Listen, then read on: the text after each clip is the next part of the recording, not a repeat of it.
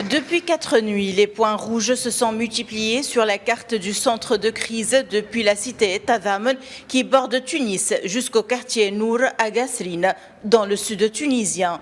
Plusieurs quartiers ont connu des actes de pillage et de troubles nocturnes simultanés.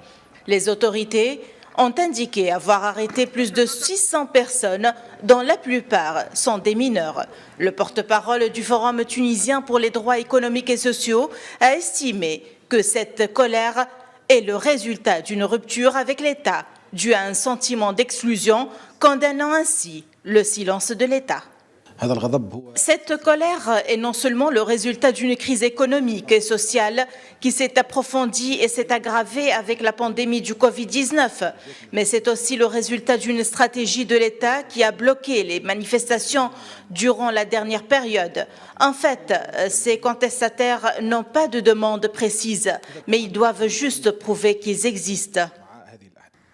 Plusieurs partis politiques ont condamné les manifestations la nuit, appelant ainsi les autorités à ouvrir une enquête afin de découvrir qui est derrière les actes de pillage et de vandalisme.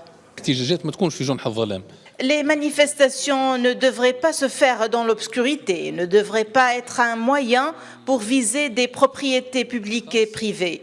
Nous demandons l'ouverture d'une enquête pour identifier et dévoiler les partis qui sont à l'origine de ces actes qui visent la stabilité du pays. De son côté, la centrale syndicale s'est dit étonnée du silence des autorités qui n'ont communiqué aucun éclaircissement pour dissiper les rumeurs qui s'amplifient, indiquant dans un communiqué de presse qu'elle a déjà tiré la sonnette d'alarme et mis en garde contre une explosion sociale, résultant de l'incapacité des gouvernants à trouver des solutions efficaces et de leur attention uniquement portée, et depuis 2011, sur le positionnement et le partage des butins. Le nouveau gouvernement aura à faire face à ce marasme doublé d'agitation sociale nocturne, accompagné de tentatives de cambriolage. Des interrogations planent autour de ces agissements dans une Tunisie dont le seul véritable acquis est la liberté d'expression. Depuis Tunis, Najwa Becha pour Média.